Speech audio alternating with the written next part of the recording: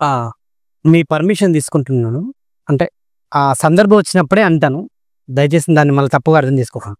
ఇప్పటిదాకా ఎన్నో పోలీస్ స్టేషన్‌లకు నేనెళ్ళినా, ప్రతి పోలీస్ స్టేషన్‌లో గూడా ఎస్సీ, ఎస్టీ, బీసీ మైనారిటీల ఫోటోలే అక్కడ రౌడీలని జెప్పేసి మెన్షన్ చేసుంటాయి. మరి ఈ అగ్రకులాల వాళ్ళు ఎక్కడ నేనెప్పుడు చూడలేదు. ఎందుకు? డబ్బన్న. డబ్బు. డబ్బుతోటి ఏమన్నా చేయొచ్చని అనుకుంటారు వాళ్ళు. మేనేజ్ చేస్తున్నారు గూడా చాలా మంది. అదే డబ్బు నేను గూడా పెట్టుంటే గనక నాకు ఈరోజు బంగారం ఉండేది. కోట్ల అధిపతిని ఉంటుండే నేను గూడా. మెడలుండేటియి. నేను చేసినయన్నీ ఫ్రీగా చేసిన. ఒకరి దగ్గర ఒక్కరిని ముంచి అయితే చేయలేదు. ఏ దశలో ఉన్నప్పుడు రౌడీ షీట్‌ను ఓపెన్ జేస్తారు? అంటే పబ్లిక్‌లో న్యూసెన్స్ వ్యక్తిని కంపల్సరీ రౌడీ షీట్ ఓపెన్ చేస్తారు. అంటే వాడి వల్ల నలుగురికి హానికరం ఉంది అంటే కంపల్సరీ రౌడీ షీట్ ఓపెన్ చేస్తారు. ఇంకా దానికి మించింది ఏమైనా ఉంటే సస్పెక్ట్ షీట్ ఓపెన్ చేస్తారు. అంటే రౌడీ షీట్ అంటే ఒక పోలీస్ స్టేషన్ నుంచి చేస్తారు.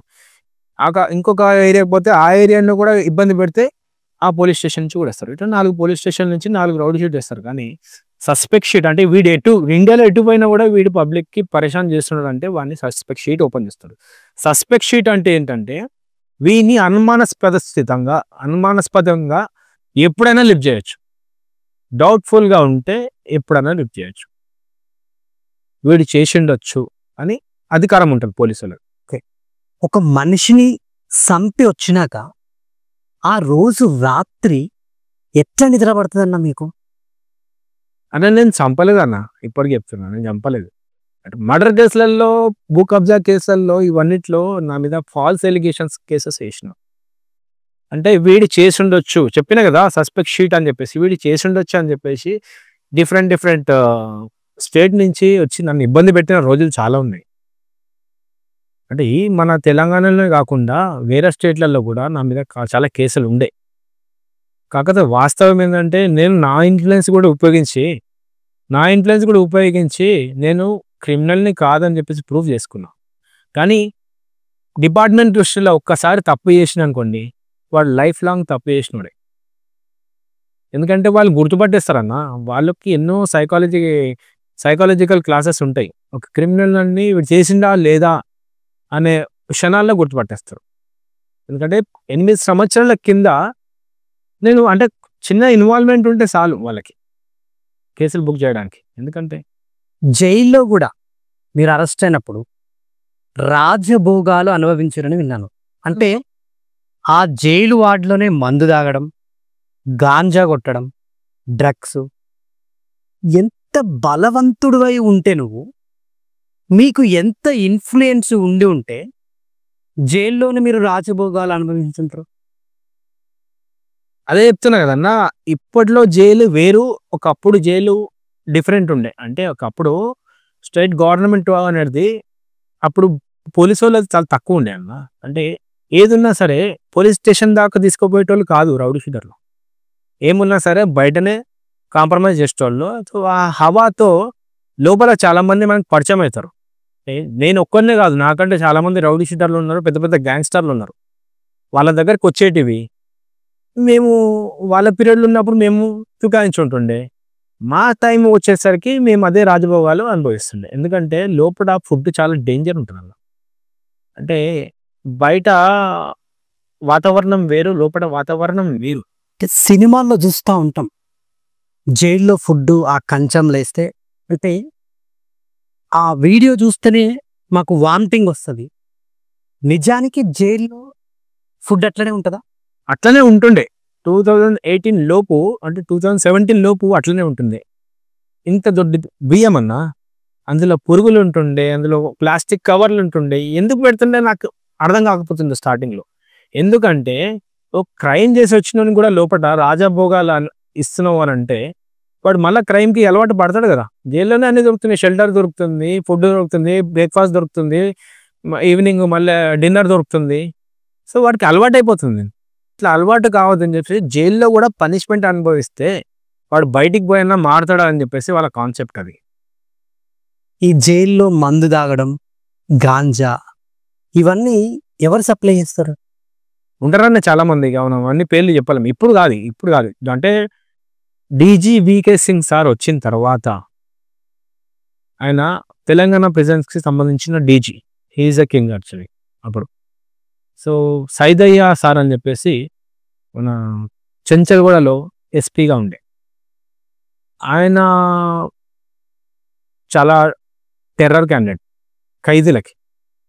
ఖైదీలకి ఉచ్చోపించు ఎట్లా అంటే ఆయన పనిష్మెంట్లు అంటే ఏమరా మీరు లోపల ఉండి కూడా మారరా, పొద్దున్నే లేవాలి, పరేడు అంటే చదువు రానోని కూడా చదువు నేర్పించండి కొత్తగా లోపల కూర్చోబెట్టి. చదువుకున్నాడు టీచర్ అయిపోయా, చదువుకోనోడు స్టూడెంట్, ప్రతి ఒక్కటి సిస్టమేటిక్గా ఉండాలి. అప్పుడే ఈ వ్యవస్థ మారుతుంది అని చెప్పేసి డీజీ వికే సింగ్ ఆధ్వర్యంలో ఆయన తీసుకున్న ఛార్జ్ అది యాక్చువల్గా.